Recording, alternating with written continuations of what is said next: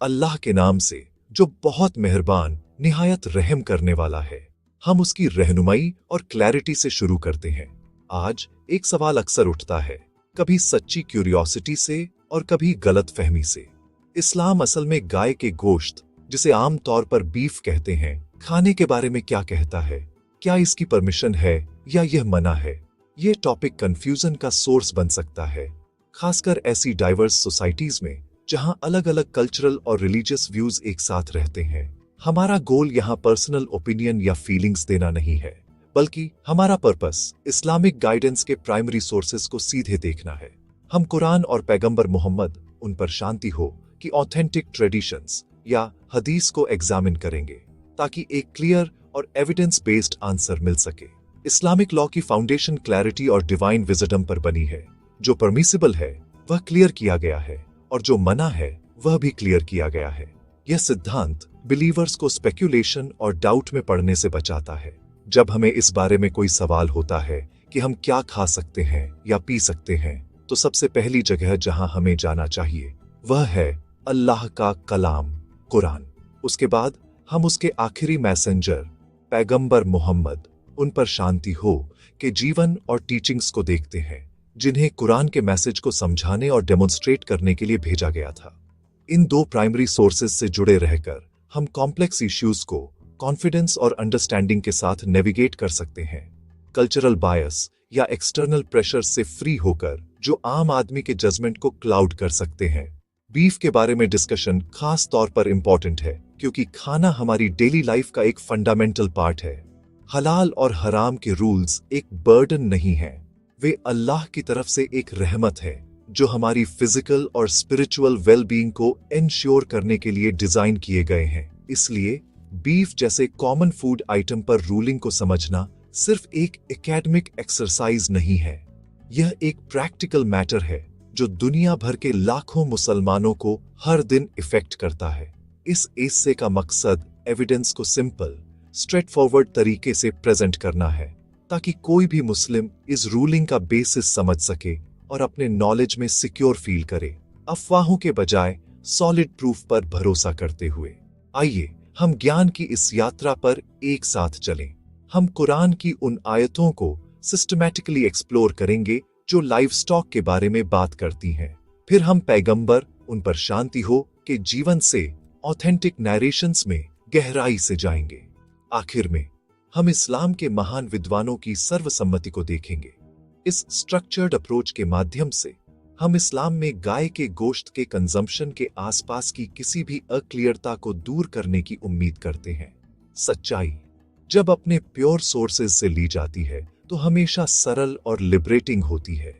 यह हमें अपने विश्वास को दृढ़ता और मन की शांति के साथ प्रैक्टिस करने की परमिशन देती है, यह जानते हुए कि हम अपने क्रिएटर द्वारा हमारे लिए तय किए गए रास्ते पर चल रहे हैं। कुरान एक मुस्लिम के लिए अल्टीमेट अथॉरिटी है। जब हम इसके पन्ने खोलते हैं तो हम पाते हैं कि अल्लाह उन एनिमलों के बारे में सीधे बात करता है जिन्हें उसने हमारे फायदे के लिए बनाया है। सूरह अल माइदाह में, जिसका मतलब है एट टेबल स्प्रेड, अल्लाह खाने के लिए परमिसिबल चीजों के लिए बुनियादी नियम बताता है। वह कहता है, तुम्हारे लिए चराई वाले पशु वैध हैं, सिवाय उसके जो तुम्हें सुनाया गया है। यह आयत एक जनरल डिक्लेरेशन है। यह एक पावरफुल प्रिंसिपल को एस्टैब्लिश करती है। सभी चराई वाले पशुधन, जिसमें गाय, बकरी, भेड़ और ऊंट शामिल हैं, मूल रूप से खाने के लिए हलाल है। फिर आयत अपवादों को स्पेसिफाई करती है, जैसे कि media group, veterinarian checking animal health, livestock in field with sheep, goats and cows stock a distribute equally, जो जानवर खुद मर जाते हैं, खून और सुअर का मीट। गाय का कभी भी अपवादों की लिस्ट में जिक्र नहीं किया गया है। एक और पावरफुल आयत सूरह अन-नहल अद-बी में पाई जा सकती है। इस अध्याय में अल्लाह उन आशीर्वादों का खूबसूरती से वर्णन करता है जो उसने मानवता पर बरसाए हैं। वह विशेष रूप से पशुधन के निर्माण का उल्लेख करते हुए कहता है, और मवेशी उसने उन्हें तुम्हारे लिए बनाया है, उनमें गर्मी और कई फायदे हैं और तुम उनमें से खाते हो। यह आयत अविश्वसनीय रूप से सीधी और स्पष्ट है। अल्लाह खुद कहता है कि मवेशियों, जिसमें गायें भी शामिल हैं, को बनाने का एक प्राइमरी पर्पस यह है कि हम उनसे खाएं। यह कोई इंटरप्रिटेशन या अनुमान नहीं है, यह क्रिएटर का एक सीधा बयान है। वह उनसे खाने को उनके प्रमुख बेनिफिटों में से एक के रूप में सूचीबद्ध करता है, उनकी खाल से गर्मी और अन्य उपयोगों के साथ। इसके अलावा गाय के नाम पर ही रखे गए अध्याय सूरह अल बकरा में संदर्भ अलग है, लेकिन डिफरेंस निहित अनुमेयता को पुष्ट किया गया है। बनी इज़राइल को एक गाय की कुर्बानी देने का हुक्म देने की कहानी विस्तार से बताई गई है, जबकि कहानी का मुख्य सबक अल्लाह के प्रति आज्ञाकारिता के बारे में है। गाय की कुर्बानी देने और उसके हिस्सों का उपयोग करने का कार्य परोक्ष रूप से एक ऐसे जानवर के रूप में उसकी स्थिति की कन्फर्मडी करता है जिसे जब किया जा सकता है। यदि जानवर स्वाभाविक रूप से पवित्र या नुकसान पहुंचाने के लिए वर्जित होता तो अल्लाह उसकी कुर्बानी का हुक्म नहीं देता। कहानी ईश्वरीय आज्ञा के तहत गाय को जब्ह करने के कार्य को सामान्य करती है, जो भोजन के लिए उसकी अनुमेयता के कंसिस्टेंट है। कुरान पशुधन के बारे में अपने संदेश में सुसंगत है। क्या वर्जित है यह निर्धारित करने के लिए कुरान का तरीका भी यहाँ बहुत महत्वपूर्ण है। इस्लाम इस सिद्धांत पर काम करता है कि सब कुछ अनुमेय है जब तक कि इसे स्पष्ट रूप से वर्जित न किया गया हो। अल्लाह कई जगहों पर वर्जित खाद्य पदार्थों को बड़ी सटीकता के साथ सूचीबद्ध करता है, जिसमें सूरह अल बकरा, सूरह अल माइदा और सूरह अल अनआम शामिल है। इन सूचियों में शामिल है media group, list of foods on table with labels, halal butcher shop with different meat से स्टॉक डिस्ट्रीब्यूट इक्वली, मुर्दा, खून, सुअर का मांस और अल्लाह के अलावा किसी और के नाम पर जब्ह किए गए एनिमल। गाय का मांस इन सूचियों में से हर एक से स्पष्ट रूप से अनुपस्थित है। यह अनुपस्थिति कोई चूक नहीं है, यह उसकी अनुमेयता की कन्फर्मडी है। यदि अल्लाह का इरादा बीफ को हराम करने का होता तो वह इसे स्पष्ट रूप से बताता, जैसा उसने सूअर के मांस के साथ किया था। सुन्नत, जो पैगंबर मोहम्मद उन पर शांति हो के कार्यों, अनुमोदनों और कथनों को कॉन्टेक्स्टित करती है, इस्लामी कानून का दूसरा प्राथमिक स्रोत है। यह कुरान की शिक्षाओं का व्यावहारिक अनुप्रयोग प्रदान करती है। जब हम पैगंबर उन पर शांति हो के जीवन का अध्ययन करते हैं तो हमें उनके और उनके सहाबा द्वारा बीफ खाने के स्पष्ट प्रमाण मिलते हैं। सबसे प्रसिद्ध उदाहरणों में से एक विदाई हज से आता है। बुखारी और मुस्लिम दोनों के प्रामाणिक संग्रहों में दर्ज एक रिवायत में पैगंबर की पत्नी आयशा, अल्लाह उनसे प्रसन्न हो, ने कहा, अल्लाह के रसूल ने अपनी पत्नियों की ओर से गायों की कुर्बानी की। इस कुर्बानी के कार्य को कुर्बानी के रूप में जाना जाता है, जिसमें जानवर को जब्ह किया जाता है और फिर उसके मांस को बांटा जाता है, जिसका अधिकांश हिस्सा परिवार और गरीबों द्वारा खाया जाता है। यह कार्य बहुत महत्वपूर्ण है। पैगंबर मोहम्मद उन पर शांति हो सभी मुसलमानों के लिए रोल मॉडल है। उनके कार्यों का लेजिस्लेटिव सिग्निफिकेंस है। खुद और अपने परिवार के लिए गायों की कुर्बानी करके उन्होंने सबसे व्यावहारिक तरीके से प्रदर्शित किया कि गाय को जब्ह करना और खाना इस्लाम में एक वैध और धन्य कार्य है। यह कोई छिपा हुआ कार्य नहीं था। यह उनके जीवन के सबसे महत्वपूर्ण अनुष्ठान विदाई हज के दौरान हजारों अनुयायियों के सामने किया गया था। उनका कार्य पूरी मुस्लिम उम्माह के लिए हमेशा के लिए एक सार्वजनिक सबक के रूप में कार्य किया। अगर बीफ की अनुमेयता के बारे में कोई संदेह होता तो पैगंबर उन पर शांति हो इसे टालने वाले पहले व्यक्ति होते। अन्य नरेशनें भी हैं। सही मुस्लिम में यह रिवायत है कि पैगंबर उन पर शांति हो के पास खाना लाया गया और व्यंजनों में से मांस भी था। जब उन्हें बताया गया कि यह बरीरा एक आजाद गुलाम को दान में दी गई गाय का मांस है तो उन्होंने कहा, उसके लिए यह सदका है, लेकिन हमारे लिए यह एक तोहफा है। फिर उन्होंने मांस खाया। यह घटना पैगंबर उन पर शांति हो के घर में बीफ की उपस्थिति को और सामान्य करती है और इसे एक वैध खाद्य स्रोत के रूप में उनकी स्वीकृति को दर्शाती है। उनके जीवन के ये प्रामाणिक खाते संदेह के लिए कोई जगह नहीं छोड़ते। उनका व्यक्तिगत उदाहरण या सुन्नत कुरान में जो कहा गया है उसकी कन्फर्मेडी करता है। बीफ मुसलमानों के लिए एक हलाल भोजन है। यह ध्यान रखना भी महत्वपूर्ण है कि पैगंबर उन पर शांति हो ने क्या नहीं किया। उन्होंने कभी भी बीफ खाने से मना नहीं किया। एक ऐसे धर्म में जहां क्लियरता सर्वोपरि है, खासकर हलाल और हराम के मामलों में निषेध पर चुप्पी स्पष्ट अनुमति जितनी ही महत्वपूर्ण है। पैगंबर ने कई चीजों के खिलाफ चेतावनी दी, मामूली अशिष्टताओं से लेकर बड़े पापों तक। उन्होंने उन खाद्य पदार्थों को निर्दिष्ट किया जो नापसंद या वर्जित थे। तथ्य यह है कि उन्होंने कभी भी बीफ खाने के खिलाफ एक भी चेतावनी जारी नहीं की और वास्तव में इसे खुद खाया। इसकी अनुमेयता का एक शक्तिशाली अकाट्य प्रमाण है। उनके कार्य और उनके निषेध की कमी एक साथ एक ठोस प्रमाण बनाते हैं। कुरान और सुन्नत के बाद इस्लामी न्यायशास्त्र का तीसरा स्रोत विद्वानों की सर्वसम्मति है, जिसे के नाम से जाना जाता है।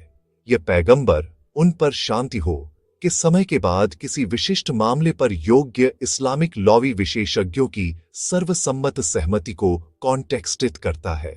जब बीफ पर हुक्म की बात आती है तो इस्लामी विचार के सभी स्कूलों के बीच एक पूर्ण और अटूट सर्वसम्मत है। इस्लामी कानून के 4 महान सुन्नी स्कूलों के संस्थापक इमाम अबू हनीफा, इमाम मलिक, इमाम शाफी और इमाम अहमद इब्न हंबल सभी ने बिना किसी विवाद के सहमति व्यक्त की कि गाय का मांस हलाल है। यह सर्वसम्मति कुरान और सुन्नत में सबूत की क्लियरता का एक शक्तिशाली प्रमाण है। हनाफी स्कूल, जिसका मुस्लिम दुनिया के एक बड़े हिस्से द्वारा पालन किया जाता है, स्पष्ट रूप से कहता है कि बीफ अनुमेय है। इमाम अबू हनीफा और उनके छात्रों ने इस हुक्म को सीधे कुरान की स्पष्ट आयतों और पैगंबर, उन पर शांति हो, की स्थापित प्रथाओं पर आधारित किया। उन्होंने गाय को अनाम या पशुधन की सामान्य श्रेणी में शामिल किया, जिसे अल्लाह ने हमारे लिए वैध बनाया है। हनाफी स्कूल के पूरे इतिहास में इस मामले पर कोई बहस या अलग राय नहीं है। बीफ की अनुमेयता को उनके भोजन और पेय के न्यायशास्त्र, जिसे कहा जाता है, का एक मौलिक और निर्विवाद हिस्सा माना जाता है। इसी तरह मालकी, शाफी और हनबली विचारधारा के स्कूल पूरी तरह सहमत है। इमाम मलिक, जो मदीना में रहते थे और अपने न्याय शास्त्र को मदीना के लोगों की प्रथाओं पर भारी रूप से आधारित करते थे, ने बीफ के सेवन को जीवन के एक सामान्य हिस्से के रूप में प्रलेखित किया। इमाम शाफी न्याय शास्त्र में अपनी कठोर कार्य प्रणाली के लिए जाने जाते हैं। उन्हें प्राथमिक ग्रंथों में ऐसा कुछ भी नहीं मिला जो बीफ की पूर्ण अनुमेयता के अलावा कुछ और सजेस्ट्स। इमाम अहमद इब्न हंबल, हदीस के एक महान विद्वान, ने भी पैगंबर, उन पर शांति हो, द्वारा गायों की कुर्बानी के बारे में कई नरेशनों सहित अपने द्वारा महारत हासिल की गई कई नरेशनों के आधार पर इसकी हलाल स्थिति की कॉन्फर्म्ड की। सभी 4 प्रमुख स्कूलों में यह सर्वसम्मति कानूनी रूप से बाध्यकारी है और किसी भी वैकल्पिक राय के लिए दरवाजा बंद कर देती है। यह विद्वानों की सर्वसम्मति या महत्वपूर्ण है क्योंकि यह उम्माह को विचलन और भ्रम से बचाता है। जब इस्लामी इतिहास के सबसे शानदार कानूनी दिमाग, जिन्होंने कुरान और सुन्नत का अध्ययन करने के लिए अपना पूरा जीवन समर्पित कर दिया, सभी एक ही निष्कर्ष पर पहुंचते हैं, तो यह औसत मुस्लिम को अपार आत्मविश्वास देता है। यह दिखाता है कि हुक्म सबूत के एक कमजोर या अस्पष्ट टुकड़े पर आधारित नहीं है जिसे अलग अलग तरीकों से व्याख्या किया जा सकता है। इसके बजाय यह इतने मजबूत, स्पष्ट और प्रचुर सबूतों पर आधारित है कि कोई अन्य निष्कर्ष संभव नहीं था।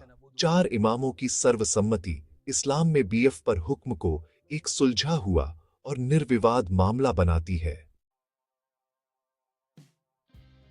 किसी भी डिस्कशन में कॉमन मिसकंसेप्शंस को एड्रेस करना और क्लियर करना इंपॉर्टेंट है।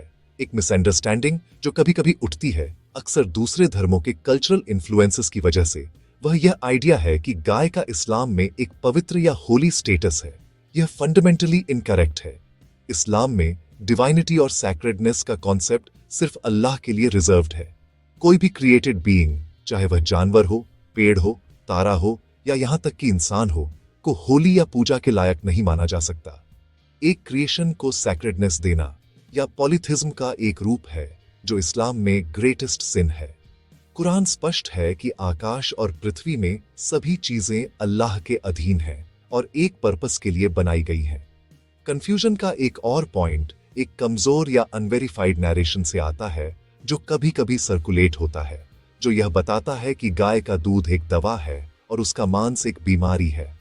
यह नैरेशन हदीस के सबसे ऑथेंटिक कलेक्शंस में नहीं पाया जाता है, जैसे सहीह अल बुखारी या सहीह मुस्लिम। हदीस स्कॉलर्स ने इसे कमजोर या यहां तक कि फैब्रिकेटेड के रूप में क्लासिफाई किया है। ऐसे कमजोर नैरेशंस पर भरोसा करना, जो अल्लाह और उसके रसूल, उन पर शांति हो, ने वैध बनाया है, उसे मना करने के लिए एक गंभीर गलती है। इस्लामिक लॉ अनवेरिफाइड रिपोर्ट्स पर आधारित नहीं हो सकता, खासकर जब वे कुरान की स्पष्ट आयतों और पैगंबर, उन पर शांति हो, के स्थापित कार्यों का सीधे खंडन करते हैं, जिन्होंने खुद बीफ खाया था। यह सच है, हालांकि इस्लाम सभी चीजों में संयम को बढ़ावा देता है, जिसमें खाना भी शामिल है। किसी भी भोजन का अत्यधिक सेवन, जिसमें बीफ जैसे लाल मांस भी शामिल है, किसी के स्वास्थ्य के लिए हानिकारक हो सकता है। कुरान सलाह देता है, खाओ और पियो, लेकिन डू नॉट एक्सीड। वास्तव में वह उन लोगों को पसंद नहीं करता जो ज्यादा करते हैं, जैसा कि सूरह अल-अराफ आयत 31 में उल्लेख किया गया है। यह स्वास्थ्य और कल्याण का एक सामान्य सिद्धांत है। तो जबकि बीफ 100% हलाल है, इसे हर दिन अत्यधिक मात्रा में खाना हतोत्साहित किया जाता है, इसलिए नहीं कि मांस खुद खराब है, बल्कि इसलिए कि किसी भी चीज में अति हानिकारक है। यह एक मेडिकल और लाइफस्टाइल गाइडलाइन है, न कि मांस पर रिलीजियस प्रोहिबिशन। इसलिए हमें किसी चीज के हराम होने, यानी धार्मिक रूप से निषिद्ध होने, और बड़ी मात्रा में चिकित्सकीय रूप से अनुचित होने के बीच अंतर करना चाहिए। सुअर का मांस हराम है, आप एक भी निवाला नहीं ले सकते। बीफ हलाल है, आप इसे खा सकते हैं, लेकिन ज्ञान और इस्लाम की शिक्षाएं बताती हैं कि आपको इसे संतुलित आहार के हिस्से के रूप में संयम से करना चाहिए। यह अंतर महत्वपूर्ण है। स्वास्थ्य संबंधी सिफारिश को दिव्य निषेध के साथ कंफ्यूजनित करना, यह समझना गलत है कि इस्लामी कानून कैसे काम करता है। गाय बस अल्लाह द्वारा हमारे लाभ के लिए बनाए गए कई एनिमलों में से एक है, और उसका मांस एक प्रावधान है जिसे उसने वैध घोषित किया है। आखिर में, इस्लाम में अथॉरिटी के सबसे ऊंचे सोर्सेज से एविडेंस को एग्जामिन करने के बाद फैसला क्लियर और अनएम्बिग्युअस है। गाय का मांस या बीफ मुसलमानों के लिए खाने के लिए स्पष्ट रूप से हलाल या परमिसिबल है।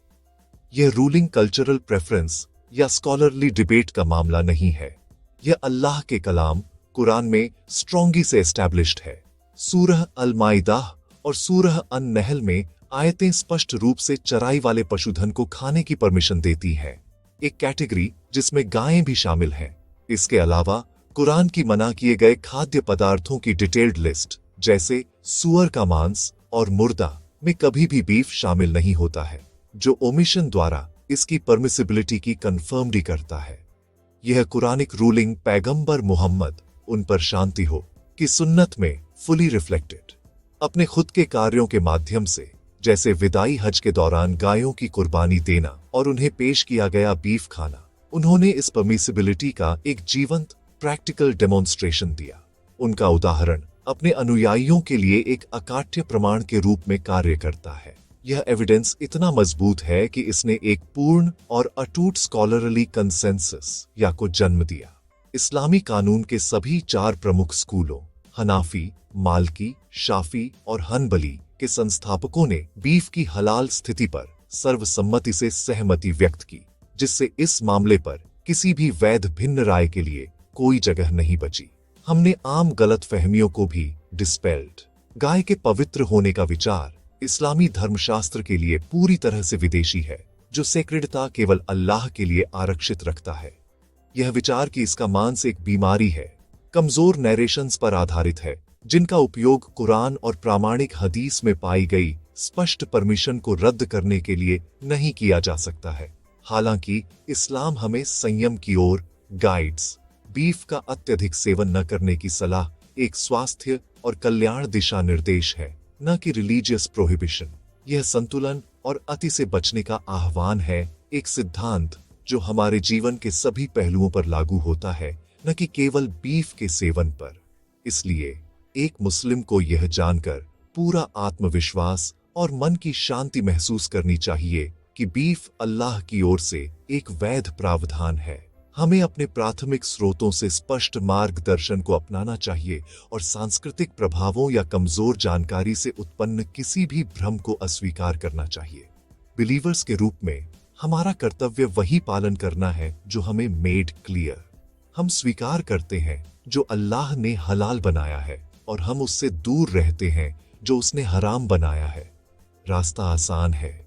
आइए हम अल्लाह को उसके प्रोविजनों के लिए ब्लेसिड वाद दें और उन्हें इस तरह से उपभोग करने का प्रयास करें जो परमिसिबल और जिम्मेदार दोनों हो। हमेशा संयम और कृतज्ञता के प्रिंसिपलों का ध्यान